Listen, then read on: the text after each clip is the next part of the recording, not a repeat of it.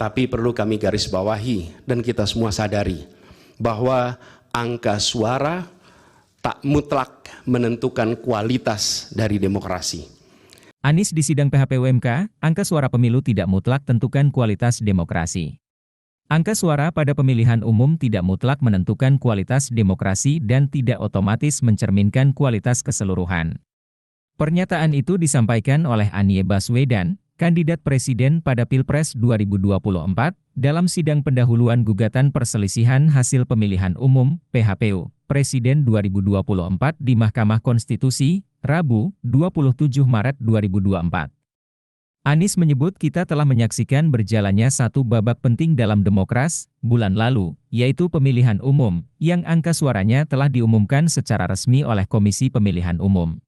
Ini adalah saatnya bagi kita di persimpangan yang kritis ini untuk mengambil pelajaran dari sejarah, berdiri dengan keberanian moral dan intelektual untuk menentukan masa depan kita dengan keputusan yang akan memperkuat pondasi demokrasi, memperkuat pondasi keadilan di dalam negara kita. Yang mulia Hakim Mahkamah Konstitusi, kita telah menyaksikan berjalannya satu babak penting dalam demokrasi kita bulan lalu, yaitu proses pemilihan umum yang angka suaranya telah diumumkan secara resmi oleh Komisi Pemilihan Umum.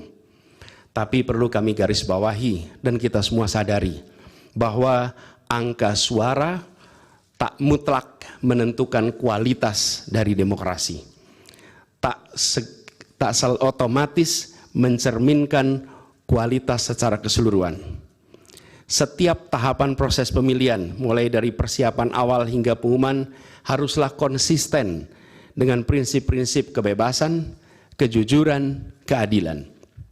Dan prinsip-prinsip ini bukan formalitas, ini bukan sekedar ada di teks, tapi ini pondasi esensial yang harus dijaga untuk membangun dan memelihara sistem demokrasi yang sehat, yang stabil, dan yang berkelanjutan.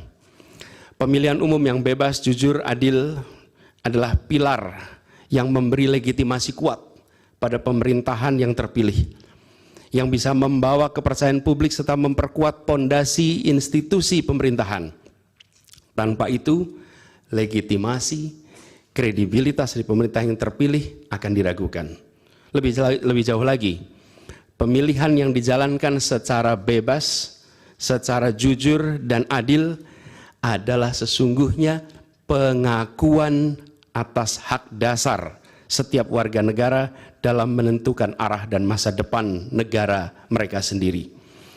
Ini adalah wujud tertinggi dari kedaulatan rakyat, di mana setiap suara dapat disampaikan dan dihitung tanpa tekanan, tanpa ancaman, tanpa iming-iming imbalan. Pertanyaannya, apakah Pilpres 2024 kemarin telah dijalankan secara bebas, jujur, dan adil? Izinkan kami menyampaikan jawabnya, tidak. Yang terjadilah sebaliknya. Dan ini terpampang secara nyata di hadapan kita semua. Kita menyaksikan dengan keprihatinan mendalam serangkaian penyimpangan yang telah mencoreng integritas proses demokrasi kita. Mulai dari awalnya, independensi yang seharusnya menjadi pilar utama dalam penyelenggaraan pemilu telah tergerus akibat intervensi kekuasaan yang tidak seharusnya terjadi. Di antara penyimpangan yang kita saksikan adalah penggunaan institusi negara untuk memenangkan salah satu calon yang secara eksplisit tidak memenuhi kriteria yang ditetapkan.